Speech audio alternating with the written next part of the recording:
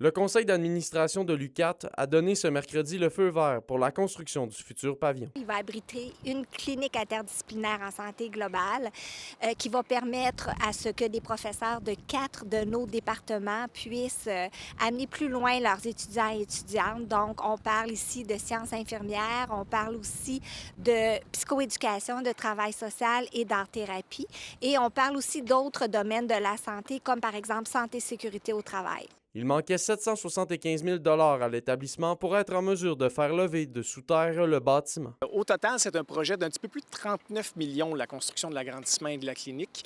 Et ce matin, le conseil d'administration a entériné une résolution là, donnant un contrat de construction là, parce que la construction en tant que telle a une valeur d'un peu plus de 26 millions. Le recteur de l'UQAT, Vincent Rousson, assure que le projet respectera les coûts prévus et ne retournera pas à la table à dessin. C'est un projet canné, c'est un projet officiel, donc il y aura agrandissement et l'ajout d'une clinique interdisciplinaire en santé là, pour l'Université du Québec en Abitibi-Témiscamingue. La construction du nouvel édifice sera assurée par le même entrepreneur que celui du tout nouveau centre aquatique. L'entrepreneur qui a été sélectionné, le plus bas soumissionnaire et qui répondait à l'ensemble des critères de l'appel d'offres que nous avons, c'est le groupe Gézère. Donc, c'est le même groupe, le même entrepreneur qui construira le complexe aquatique ici à Rouyn-Noranda. La vice-rectrice à l'enseignement et à la réussite, Manon Champagne, souligne le plus qu'apportera le nouveau pavillon aux étudiants.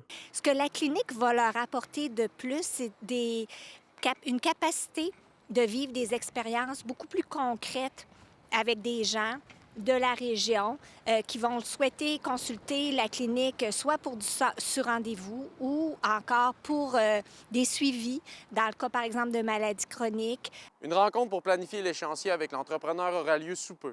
La première pelletée de terre devrait avoir lieu cet été. Olivier Morin, RNC Nouvelles, Rouyn-Noranda.